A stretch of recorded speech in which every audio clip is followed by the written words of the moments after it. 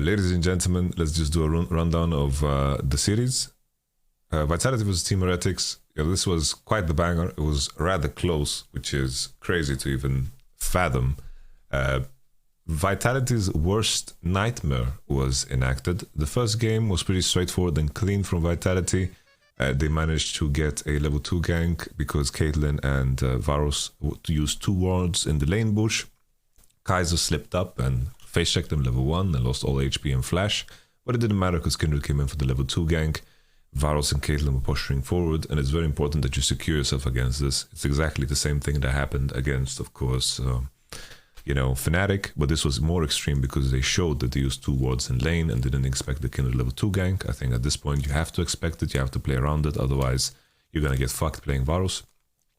At this game, the level 2 gank happened bot, and then all of a sudden Caitlyn, Varus were out of the lane, super low HP. They were, dumpstered, and then the invade happened. Kindred managed to, get ahead by stealing the Gromp, and I think that Wukong could have adjusted his, he could have adjusted his clear path to do better.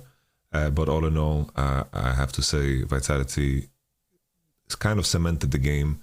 There was this moment where Varus roamed into mid and Azir had no mana to fight in a 3v2. Kindred and Syndra fought away and they won, and Kindred managed to get 3-0, and then she was just kind of too far ahead to let Team Heretics do anything in this game. Ezreal was also in really good conditions, Caitlyn was behind. If Ezreal is in good condition, Kindred is in good conditions, the Vitality draft definitely works. After watching this game, I felt like Team Heretics, this was one of the best drafts they could have hoped for. And they didn't pull through. I didn't understand the Zillion ban on 4-5, was kind of strange. Gwen ban I understand because they showed K'Sante. But all in all, I think that, the Sion, I think Sion's been looking monstrous. Every game Sion is winning somehow.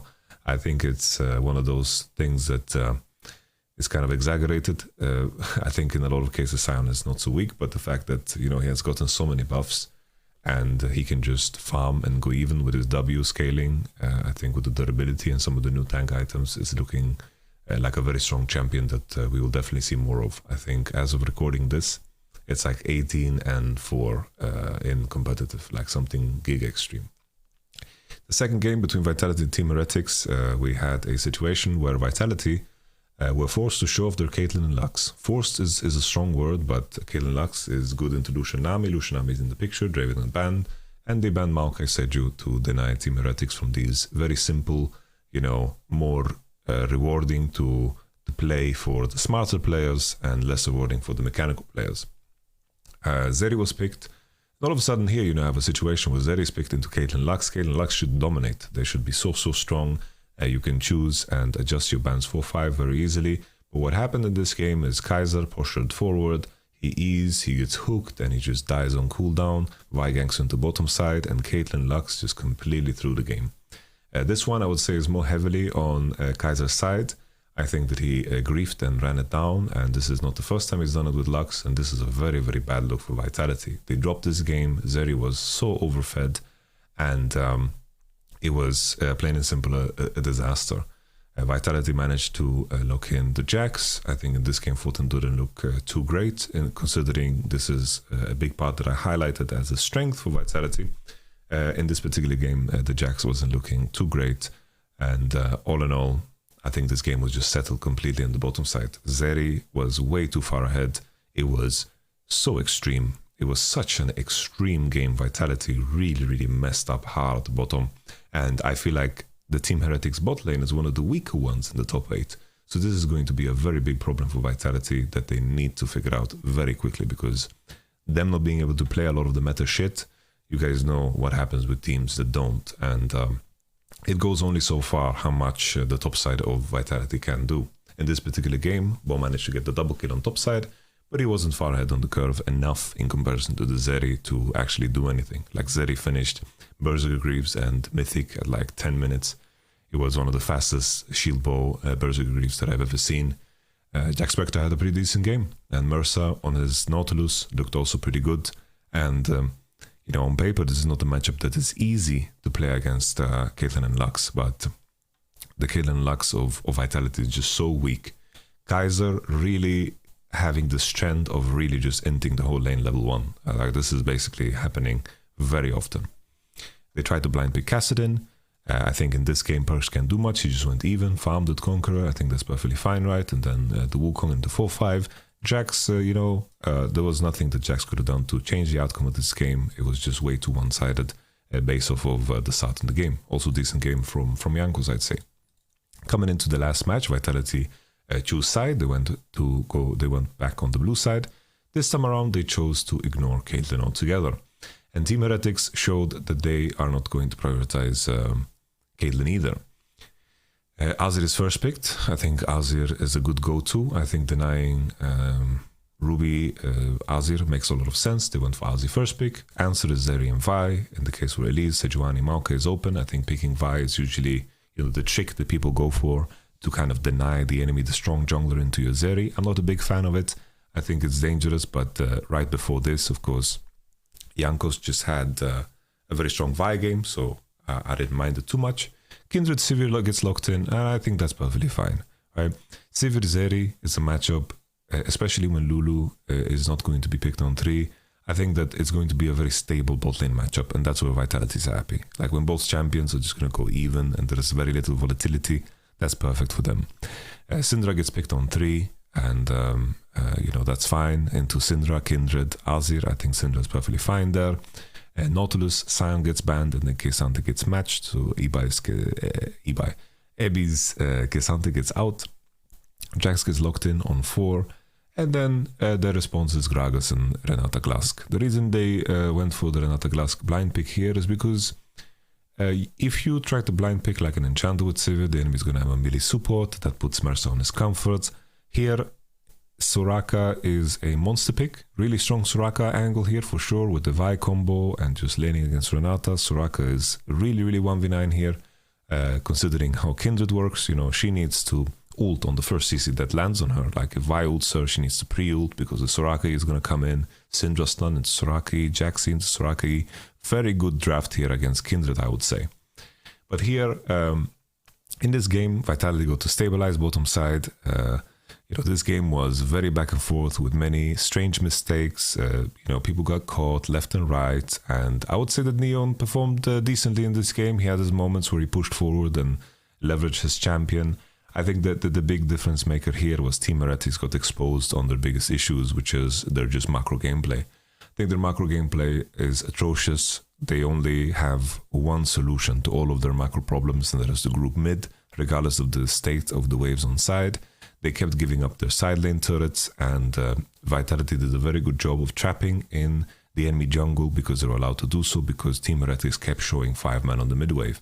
And then Photon got flanks. Bo tried to flank with the Kindred, didn't work out so well because Jankos found him. And then eventually Vitality, just with a slow grind, managed to pick up the win with some wonky fights here and there. Very sloppy series from Vitality. Team Heretics, I think that they performed as I expected them to, but I think Vitality very, very much so continued in the same fashion as some of the later games in the season. The regular split. Vitality have a lot to fix in terms of their bottom side. The fact that both sides didn't play Caitlyn Lux today, I think was, very rough considering the patch. Caitlyn Lux is looking very dominant, but if you can't play it well, then it's definitely a trap. And this is what we just have to pay attention to with Vitality as they're going to face off against Koi in the next one. We talk about the next series. Koi versus SK. I think the first match, SK tried this draft with the Jace and the Jace into mid. Certus and also Markoon played very poorly in a 2v2 that they had on mid. They burned Silas's flash, but then they decided to just continue, and then you got double killed. I think after that, you burn your summoners, Maokai is behind, Sejuani is ahead, Silas is ahead. They had a very hard game. Sejuani could just farm the Jace on mid. Every time he's slow pushing out, Silas can E forward, and there's nothing that Maokai and Jace could do. Certus was just getting farmed, he was getting killed on cooldown, and with that in mind, your Maokai being so far behind, he couldn't itemize AP, he was going Radiant Virtue, which I think is very bad when your team composition is just full on, AD. So this Sejuani could just buy full armor, Silas could go full armor, Nar could go full armor, and it was just a free win for Koi. They were ahead, they had easier itemization, and this composition with Jace Maokai was just terrible. Maokai went Radiant Virtue, Saplings did nothing, and Malrang had a fantastic game. I think Malrang did super, super good. I think he could have matched on the first Drake and denied that from Maokai because he got a lot of XP to bounce back. And he actually reached level 6 at a decent timer because he got the Drake XP. But all in all, I think Malrang continues in a similar fashion. Just the way Jace Maokai played this 2v2 mid was disturbingly bad. And that's like the main thing, you know? When it comes to SK, my thought process was their main strength is when Marcoon is on Elise or on Sejuani. All other champions look kind of bad. They removed them from those champs by first picking Seju. They also put SK in a position where they have to play more dynamic bot lanes because Draven Zeri was out, Caitlyn Ashe was out, and then Zeri ban forced the Lucian ban. But even then, SK DOS with his Nautilus, they managed to pick up a 2v2 kill. It didn't look too bad, but this was just too hard of a game to carry because obviously when all of the OP ADs are banned, a lot of the ADs become weaker. You know, here in theory, Xayah is a very good value pick into this short range composition, but it doesn't help you at all when the enemy is just so far ahead. The armor was so easy to buy and Maokai was too far behind. So just that 3v3 mid, the 2v2 mid really cemented the game, and the game was quickly over after that. The second game, SK went on blue side, and this is where you see, you know, some of the weakness from Koi. I don't understand the vibe ban, but I think that Koi highlights completely the fact that with the Elise ban, the Draven ban, and then Vi ban, they are too afraid to ban the Kate because they don't want to be in a situation where enemy first picks Lucian where they don't have the Kate, because they don't want to play the Lulu lanes. They don't want to play the Lulu lanes, and I think playing Lucian Nami into Kate Lux is generally speaking very hard. Here, I think that the mistake from SK is if they are planning to pick Amumu, which I called in, of course, the live viewing, I think that you can just ban the Silas. I think that Kassadin is not super easy to play against the likes of Caitlyn, Lux, Amumu with so much CC. I think you get trapped and you could just get killed. I think that you can open up the Kassadin and invite the enemy to play it. I think that would make Red Side's composition so weak. I think Kassadin, you should let it open a little bit more often. So they went for Amumu, and then Koi just ran back to Silas. In this particular game, it was just a Sejuani party in the mid lane. In the bot lane, she managed to get the gank on level 3. And then there was just a big Rift Herald situation where Marcoon really fucked up the situation. He didn't smite, and then Lux and Azir didn't hover, and then there was a big fight that broke out that Koi capitalized on. And after that, they were just so far ahead that nothing could happen. Big glow up here for Larsen, but I think Certus is not the type of mid laner, or SK's mid-jungle duo is not the type of one that could potentially punish something that Larsen has shown over the time. We have Bo in the chat. Hey Bo, good kindred today. Good to see you, Bo. Good kindred today, but very dangerous games, my friend. I hope you can rest well, and I hope that you guys show a stronger performance on Monday.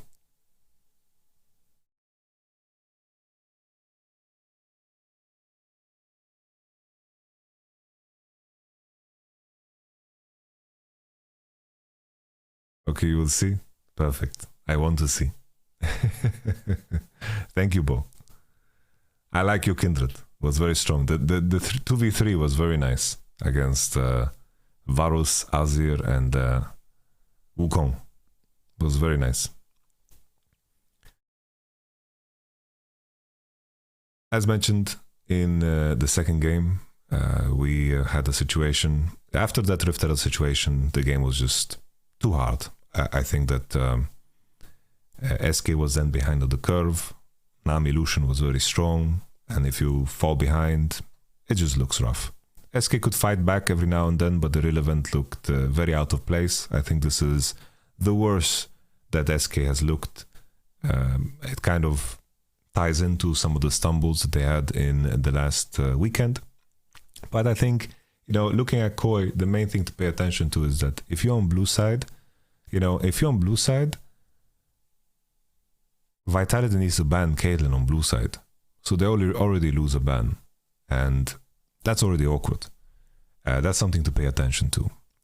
You have to think, also, does Vitality want to play the Seju themselves? Do they want to play the Elites themselves? Because these are additional bans that you need to throw at Malrang, right? That's like the main question. And another layer to it is you ban Caitlyn Lux. Like if you ban Caitlyn against Koi, you don't want to play Lucian yourself. It's like Vitality is going to have to figure out a lot of shit coming into this Koi matchup, because Koi showed a better depth in bot, even though they have some flaws in terms of what they can show. Because SK banned Ashe, Karma, Varus. They first picked Kate, and they just banned a lot of the lanes that Koi likes to play into Kate Lux, and they just locked in Lucian Nami. But Malrang is very clever and can find ways to break the lane, exactly like Vitality did. I think we can move on. I think SK looked very poor today. I think Certus looked terrible. I think Certus looked really, really bad. I think that SK played well on bottom side. I think that they couldn't do much because Malrang just managed to find ways to break the matchups. And I think that, you know, this is one of those things, you know, I wasn't sold on Certus at all. And I think this series definitely highlights why. So we will see how the continuation will be. SK need to find more depth when they are not on Sejuani and Elise. These are very important champions for Markoon, and I think that the SK recipe has been kind of exposed, you know. I think this is very important to highlight. Now shortly, you know, it's very late, guys, and I'm going to film the Freak Voice of Yamato episode. Mad Lions versus Astralis. I think the main thing here is Astralis' biggest strength, I say, is their bottom lane laning. But I think that Karzi and Hilly have shown that they are very good at laning.